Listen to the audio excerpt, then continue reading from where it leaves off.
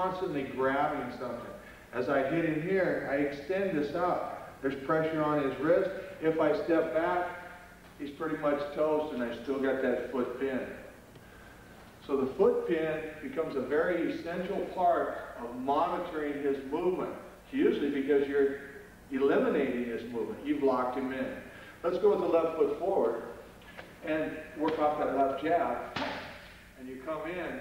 Now we've got knee attachment. My foot's back here, his isn't there. But I disrupt his base by dropping my stance. There again, now we just did a singular deflection right into the eye shot or the heel palm. This is just a natural posture, almost a posture from staff motion. If we go like this with a staff. Singular hand activation, boom, it's just out and in. You can see that in, say, a Tai Chi form, or see the attachments are here. It's how you monitor. If I'm attached here and I feel his hand coming up, I'm going to drop the elbow. Or if I'm attached here and he starts to hit me, I'm going to bring my guard up and retract. That turns the elbow, his elbow, so that I can activate the armbar. Here's the attachment. Okay? So let's show you what happens when you disrupt the balance, set his head back, apply the knee pressure, and see how easy it is to take that foot. Off his lead jab, bang, he's hitting him here. Once you offset that, see, this is a matter of just setting it right here. Now his knee should be, there we go, right in there.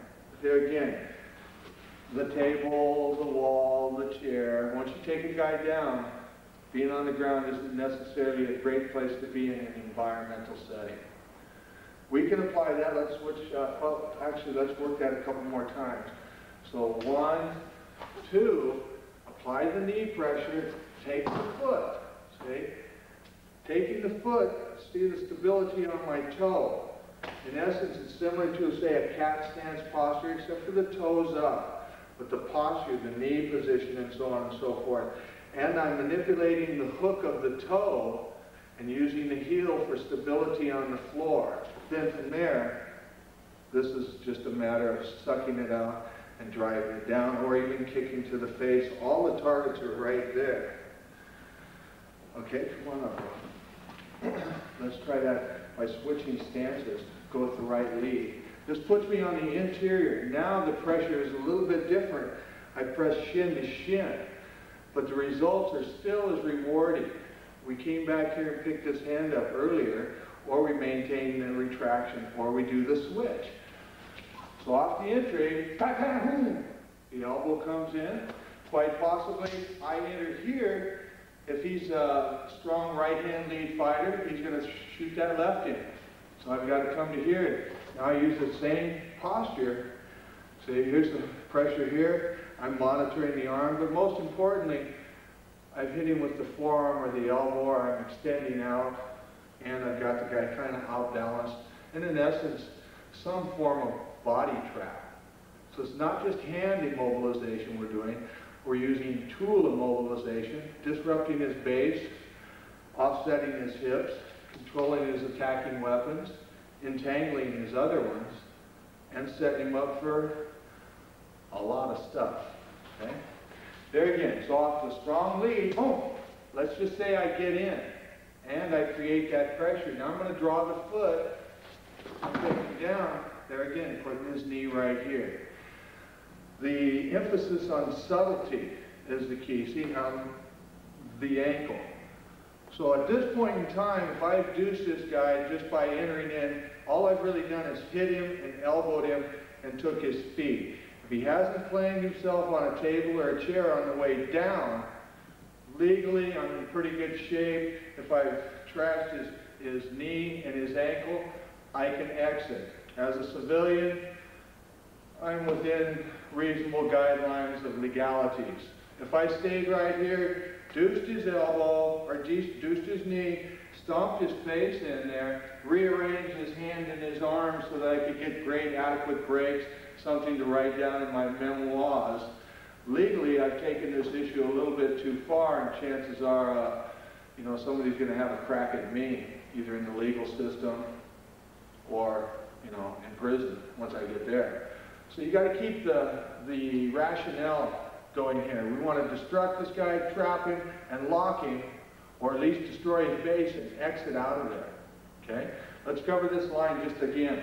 So if I go on the inside and I get my hit, I'm not worried about the other line. I've kind of immobilized that. There again, it's a fast action line. 1, 2, 3, see, boom, bang. Very quick, very fast. Can be efficient. Remember, action's quicker than reaction. If you're feeling or reading negative energy from this guy, shut it down. One of the beauties of things like this, it's very subtle.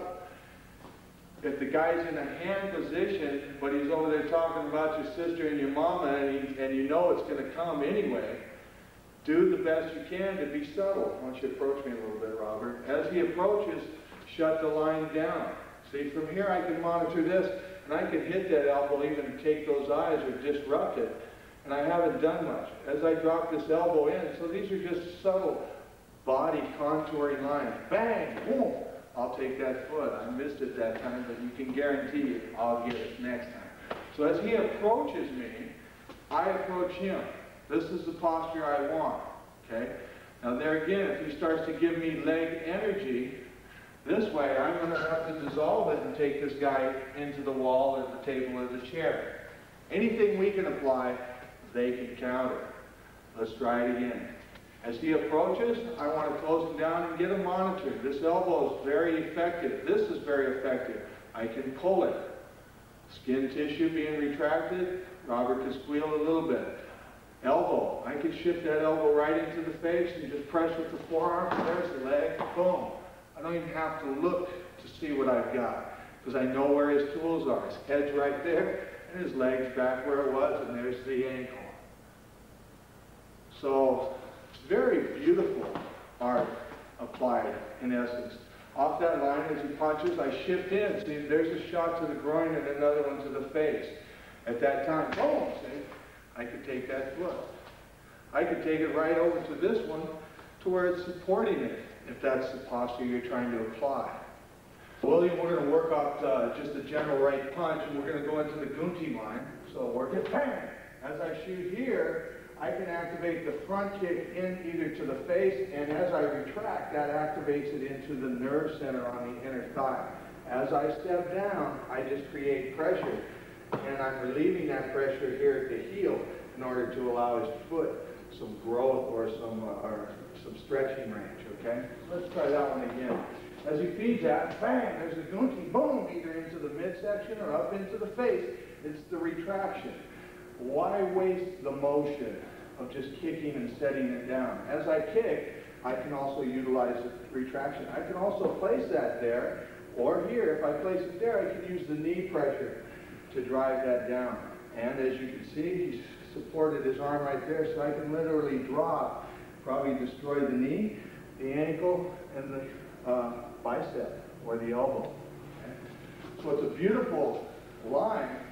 The Gunti gets me out of the way. The eye jab activates him, or gives him an explosive response, kind of uprooting him as I throw the kick and go into here, the foot trap and the knee pressure, see? And the arm pressure. You're still in a position to where you can hit this guy fairly good. Bang, boom. They close even more, see? How the elbow comes into play. Now the knee's not riding to the front, but as I turn the posture, I can bend that and walk him right down and take him down to the ground. So in essence, you have a lot of variables. This foot can be here, allowing me to shift and take the pin there. And as I lift the foot up, that allows more clearance for the stress or the breaking of the elbow joint. So that in itself, even with the crosata, bang, boom, boom, and pressure here, I can kick in, place. This is actually a kick to the inner shin or to the ankle area, bang, and a knee spike. See? So bang, boom, boom, boom. You can come back. As I do this, I can just twist and drop him down. See? Not too many places to go. Beautiful technique. I can enter and just go to the foot pin and close up on this guy. See, from here I change levels, activating different strikes. Bang, bang. I can ride this up from the foot pin. I can activate that instep kick, punching.